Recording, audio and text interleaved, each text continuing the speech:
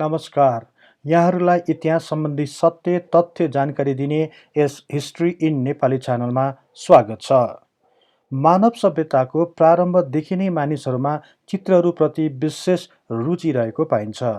ढुङ्गे युगमा मानिसहरूले गुफाका भित्ताहरूमा ठुल्ठुला ढुङ्गाहरूमा विभिन्न चित्रहरू कोर्ने गर्दथे। रङको खोज भएपछि चित्रहरूलाई विभिन्न रङमा रङ्गाउन थालियो। हजारौं वर्षसम्म चित्र र रङहरूको प्रयोग र विकास हुँदै गयो। यसरी लामो समयपछि मात्र मानिसहरूले चित्रकै नौलो उपहारको रूपमा रङ्गीन तस्बिरको विकास गर्न सके। 19औं शताब्दीभन्दा अगाडि फोटोग्राफी एक अद्भुत विषय थियो, तर 21औं शताब्दीमा आइपुग्दा यसले मानिसहरूसँग नजिकको सम्बन्ध गाँसिसकेको छ। हरेक क्षेत्रहरू जस्तै समाचार, शिक्षा, विज्ञान, सम्झना, अनुसन्धान तथा आम सञ्चारमा यसले आफ्नो उपस्थिति अनिवार्य बनाइसकेको छ। अन्ततः यो एक सृजनात्मक कलाकारिताको लागि एक सुलभ माध्यम नै बनेको छ। यसलाई मानिसहरूले सजिलै बुझ्न सक्छन्।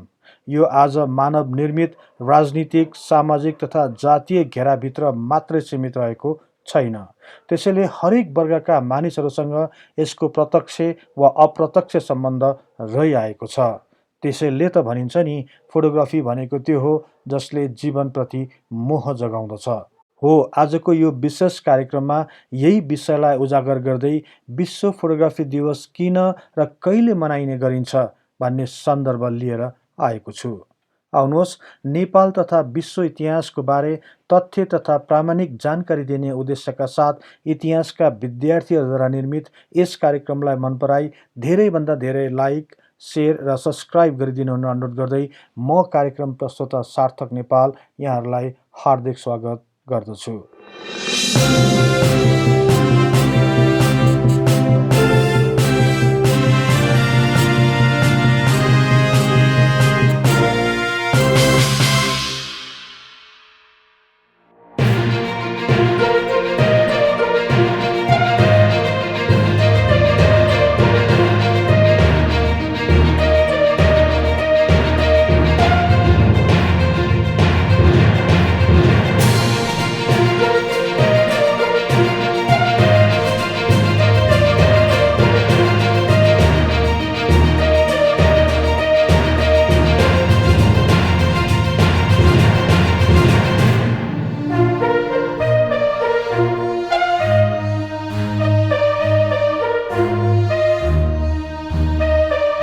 फोटोग्राफी कुनै एउटा मात्रै निश्चित विषय होइन, यो त मिश्रित विषयहरूको अनुपम उत्पादन हो। त्यसैले पनि यसको इतिहास त्यति सजिलो छैन। यसको सुरुवाती विकासलाई केलाउने हो भने पनि यसको विकासमा अन्य धेरै विधाहरूको सफल अनुसन्धानपछि भएको एउटा भिन्न गुण तथा अनौठो तर चमत्कारिक उपहार हो। कुनै पनि वस्तुको आविष्कार गर्नुभन्दा पहिले परिकल्पना गरिन्छ। त्यसपछि त्यही परिकल्पनाको आधारमा बिस्तारै सापेक्ष विधिहरू अपनाएर त्यसको परिणामसम्म पुग्ने गरिन्छ। फोटोग्राफीको विकास पनि यही अनुसार भएको हो। यसको विकास एकाएक नभएर भौतिक तथा रसायन विज्ञानमा भएको निरन्तर प्रयोग, खोज, अनुसन्धान र सिलसिलाबद्ध आविष्कारको परिणाम नै आजको फोटोग्राफी हो। सर्वप्रथम फोटोग्राफीको अवधारणातिर जाउँ। फोटोग्राफीको अवधारणा 5औं शताब्दीतिर चीनमा विकसित भएको थियो भनिन्छ, जसअनुसार एउटा ठुलो अँध्यारो कोठाको भित्तामा रहेको एउटा सानो प्वालबाट छिरेको प्रकाशले सो प्वालको विपरीत भित्ताको सतहमा बाहिरको दृश्यको प्रतिबिम्ब स्पष्ट बनाउने गर्दछ। यसरी बनेको प्रतिबिम्बलाई कुनै पनि विधिबाट कुनै माध्यममा उतार्ने हो भने त्यो विश्वको नै अनौठो र चमत्कारिक आविष्कार हुन्छ भन्ने कुरा सोही समयमा चीनका मो जू भन्ने व्यक्तिले बताएका थिए। तर सो समयमा यसलाई व्यावहारिक रूपमा उतार्न भने सकिएन। तर यही सिद्धान्तलाई प्रयोग गरेर आजभन्दा 2400 वर्ष अगाडि ग्रिकका दार्शनिक एरिस्टोटलले यसको व्यावहारिक प्रयोग गरेका थिए। एरिस्टोटलले विशेष गरी यसलाई सूर्य ग्रहण हेर्नमा प्रयोग गर्दथे। सो कुरा 10औं शताब्दीतिर अरबिन विद्वान हसन इब हसनले उल्लेख गरेका छन्। त्यस्तै पहिलोपल्ट यसको रेखाचित्र सन् 1519मा लियोनार्दो दा भिन्सीले बनाएका थिए। सन् 1558मा इटाली वैज्ञानिक तथा लेखक गियोभानी बाटिस्टा डेला पोर्टाले आफ्नो पुस्तक नेचुरल म्याजिकमा प्रकाशको सहायताले वस्तुको प्रतिबिम्ब उतार्ने प्रक्रियाबारे व्याख्या गरे। उनले सो प्रयोजनको लागि बनाएको उपकरणलाई क्यामेरा अब्स्कुरा भन्ने नाम दिए। ल्याटिन भाषामा क्यामेरा अब्स्कुराको अर्थ अँध्यारो कोठा भन्ने बुझिन्छ। वास्तवमा त्यस बेलाको क्यामेरा अब्स्कुरा सबैतिरबाट घेरिएको कोठा जस्तै ठुलो हुन्थ्यो। त्यसको एउटा भित्तामा सानो प्वाल बनाएको हुन्थ्यो। सुरुको समयमा सिधा माथिबाट तल वा अगाडिबाट पछाडिको सतहमा प्रतिबिम्ब बनाइने गरिन्थ्यो। भित्तामा बनेको प्रतिबिम्ब स्पष्ट नहुने समस्याको पनि समाधान हुन गयो। प्रकाश छिर्ने प्वाल सानो भए प्रतिबिम्ब स्पष्ट हुने र ठुलो भए अस्पष्ट हुने भन्ने अवधारणाको विकास भयो। सन् 1550तिर सो प्वाल भएको ठाउँमा लेन्सको प्रयोग भएपछि भने प्रतिबिम्बहरू स्पष्ट देखिन थाल्यो। त्यस्तैमा सन् 1568मा डेनियल बार्बरोले डायफ्रामको विकास गरे। डायफ्राम भन्नाले प्वालको आकार सानो वा ठुलो बनाउन मिल्ने प्रक्रिया हो। यसबाट वस्तु र वस्तुको पृष्ठभूमिको दृश्यमा तुलनात्मक रूपमा फरक भएको थाहा भयो।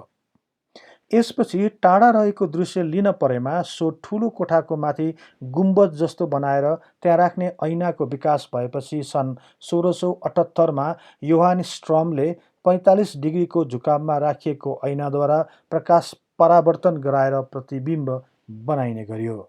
यसलाई विशेष गरी कलाकारहरूले चित्र बनाउनमा प्रयोग गरे।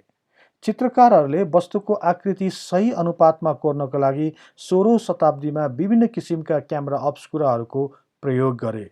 यसको आकारलाई घटाई बोक्न सकिने बनाइयो। यसमा रहेको प्रकाश छिर्ने प्वाललाई सानो वा ठुलो आकार बनाउन सकिने प्रविधिको विकास गरियो। यही शताब्दीको मध्यतिर यस्ता प्रकारको क्यामेरा अब्स्कुरा युरोपभरि नै प्रचलनमा आए। यसै बेला विशेष गरी चित्रकारहरूले यसलाई आफ्नो दैनिक जीवनको एक भागको रूपमा प्रयोग गर्दै रहे। सन् 1685मा योहन जनले धेरै प्रकारका क्यामेरा अब्स्कुराहरूको वर्णन गरेका छन्। यसमा क्यामेराको प्रकार, सुविधाजनक लेन्सहरूको प्रयोग, ऐनाको प्रयोग तथा प्रतिबिम्ब देखिने स्क्रिनको बनोट तथा प्रकारहरू पर्दछन्। त्यसैले क्यामेरा अब्स्कुरा नै आजको क्यामेराको पहिलो पुस्ता हो भन्दा फरक पर्दैन। तर प्रस्तुत प्रतिबिम्बलाई स्थायी बनाउन प्रयोग गरिने विभिन्न रसायनहरूको विकासको लागि भने संसारले थप केही शताब्दी कुर्नु पर्यो। सन् 1614 एन्जेलो साला यसको अनुसन्धानमा निरन्तर लागिरहे।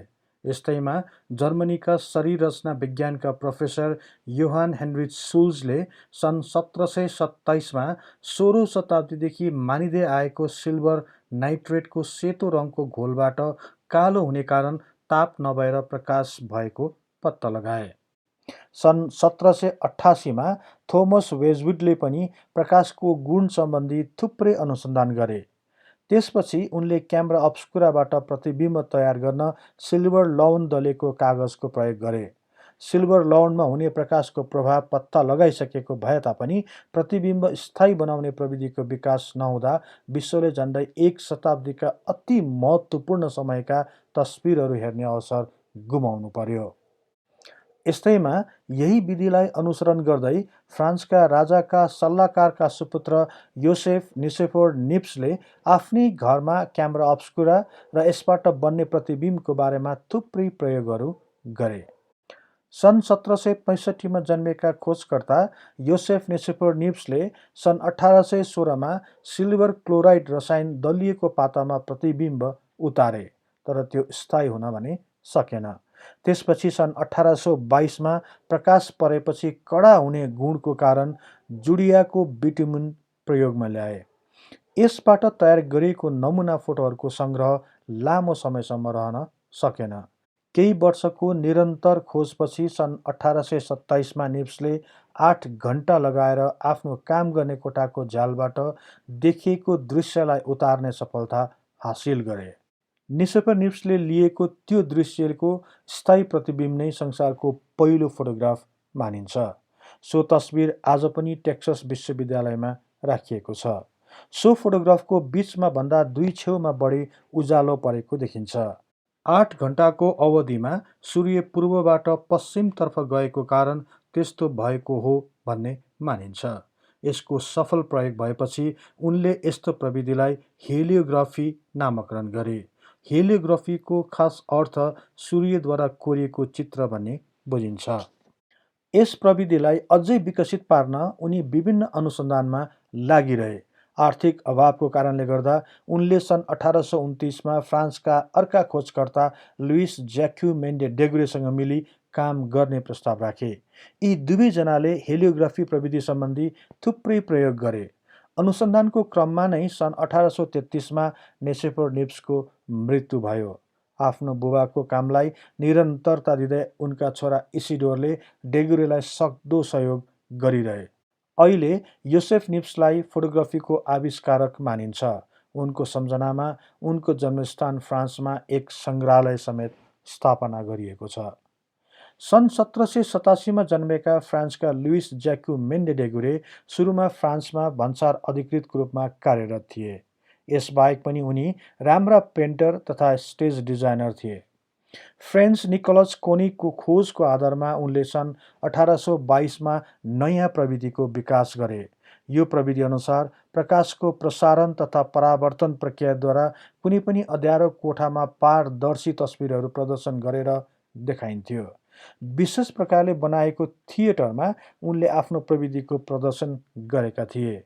त्यो तस्बिरको विविधता अथवा प्रभाव हेर्न दर्शकहरूको भिड लाग्दथ्यो। यही प्रविधिलाई युरोपभरि नै अनुसरण गरेर देखाइन्थ्यो। पेन्टिङ र थिएटरमा विशेष रुचि राख्ने डेगुरे कसरी फोटोग्राफीको खोजतिर लागे भन्ने कुरा अहिले पनि त्यत्तिकै रहस्यको विषय छ। तर पनि निप्ससँग संयुक्त रूपमा काम गरेपछि उनमा यसतर्फ विशेष रुचि बढेको देखिन्छ। उनी कैयौँ वर्षसम्म क्यामेरा अब्स्कुराबाट देखिएको तस्बिरलाई स्थायी बनाउने काममा लागि परेका थिए। सन् 1831मा डेगुरेले आयोडिन दलिएको सिल्भरको पाता प्रकाशप्रति संवेदनशील हुन्छ भन्ने कुरा पत्ता लगाए। यस्तैमा सन् 1835मा असावधानीवश भएको एउटा घटनाले उनको यस खोजी सम्बन्धी कार्यले नयाँ मोड लियो। सिल्भर आयोडाइड दलिएको तामाको पातालाई क्यामेरा अब्स्कुराबाट एक्सपोज गरी मर्करीको बाफद्वारा डेभलप गरेपछि पाताको सतहमा स्पष्ट रूपमा प्रतिबिम्ब देख्न सकिन्थ्यो। यो प्रविधिबाट घन्टौँको समयलाई पुरै घटाएर 20 मिनेटमा नै प्रतिबिम्ब तयार गर्न सकिने भयो।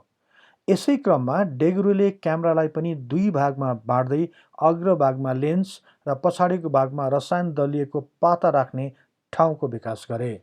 सन् 1837मा उनले कुनै पनि प्रतिबिम्बलाई लवणको घोलमा राखी स्थायी बनाउन सफल भए। सन् 1819मा सर जेएफडब्ल्यू हेर्सेलले प्रतिबिम्ब स्थायी बनाउनको लागि सोडियम थायोसल्फेट उपयोगी हुने बताए, जसलाई हामी हाइपो भनेर चिन्छौँ। यो आजभोलि पनि फोटो डेभलप गरिसकेपछि फिक्स गर्दा प्रयोग गर्ने गरिन्छ। यो रसायनको खोज भएपछि डेगुरेले यसैको प्रयोग गर्न थाले। डेगुरेले प्रयोग गरेको तामाको पाताको आकार 6x7 इन्चको हुन्थ्यो। डेगुरेले आफ्नो आविष्कारको घोषणा सन् 1839 जनवरी 9मा फ्रान्कस एरेगो मार्फत फ्रेन्च एकाडेमी अफ साइन्सको सभामा गरे र यो प्रविधिलाई डेगुरियोटाइप भनेर नामकरण गरे। ब्रिटेन र फ्रान्समा यो प्रविधिको पेटेन्ट अथवा यस प्रविधिको एकाधिकार लुइस ज्याक्यु मेन्डे डेगुरेले यसै वर्षको अगस्त 14 तारिखको दिन प्राप्त गर्न सफल भए। यसपछि विश्वभर फोटोग्राफीको अनुसन्धान तथा विकासमा डेगुरेको अनुमतिको आवश्यकता पर्दथ्यो भने यस प्रविधिबाट फोटोग्राफीको सेवा गरे बापत डेगुरेलाई राजस्व तिर्नु पर्दथ्यो। तर पछि यही विषयलाई लिएर फ्रान्सको सदनमा गहन बहस भयो। भर्खरै मात्र वामेशरीरको यो प्रविधिमाथि बन्देज लगाउने हो भने यो विधामा अन्य विस्तृत अनुसन्धान पनि रोकिने भएकोले डेगुरेले प्राप्त गरेको सो पेटेन्टलाई निरन्तरता दिन नसकिने विषयमा धेरैजसो संसद सदस्यहरू सहमत भए। त्यसपछि फ्रान्स सरकारले पेटेन्ट प्राप्त भएको 5 दिनपछि अर्थात् अगस्त 19 गतेको नै दिन यो प्रविधिको पेटेन्टलाई रद्द गर्दै यसलाई सार्वजनिक गरिदियो। यसपछि संसारको जुनसुकै कुनामा रहेको मानिसहरूले पनि यसमा स्वतन्त्रपूर्वक अनुसन्धान तथा विकास गर्न सकिने गरी फुकुवा गरियो। यही व्यक्तिगत एकाधिकार रद्द गरेको दिन अथवा यस प्रविधिलाई सार्वजनिक गरेको दिन नै अगस्ट 19 भएकोले यही दिनलाई ऐतिहासिक दिनको रूपमा स्मरण गर्दै हरेक वर्ष विश्वभरिका फोटोग्राफी प्रेमीहरूले भव्य रूपमा विश्व फोटोग्राफी दिवस मनाउने गर्दछन्।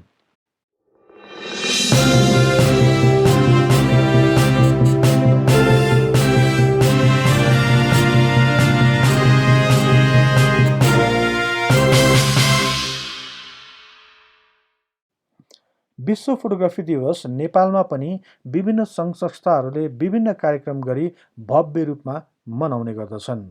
डेगुरेले पत्ता लागेको समयमा नै ब्रिटेनमा पनि फोटोग्राफीको भिन्न रूपमा विकास भइरहेको थियो।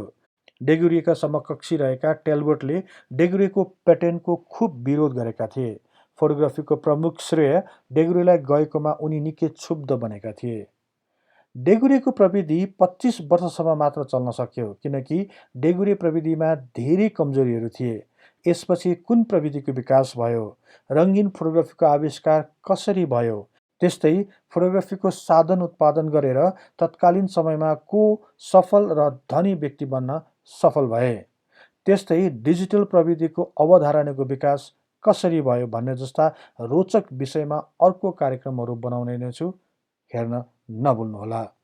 यो कार्यक्रम यहाँलाई कस्तो लाग्यो कृपया कमेन्ट बक्समा लेखी पठाउनुहोला। यस्तै तथ्य इतिहासका लागि हिस्ट्री इन नेपाली च्यानललाई सदैव सम्झनुहोस्। इतिहासको कुनै पनि कालखण्डबारे तपाईँलाई सुन्न र बुझ्न चाहना राख्नु भएको छ भने तल रहेको कमेन्ट बक्समा उल्लेख गर्नुहोस्। हामी सोबारे प्राथमिकताका साथ कार्यक्रम बनाउने नै छौँ।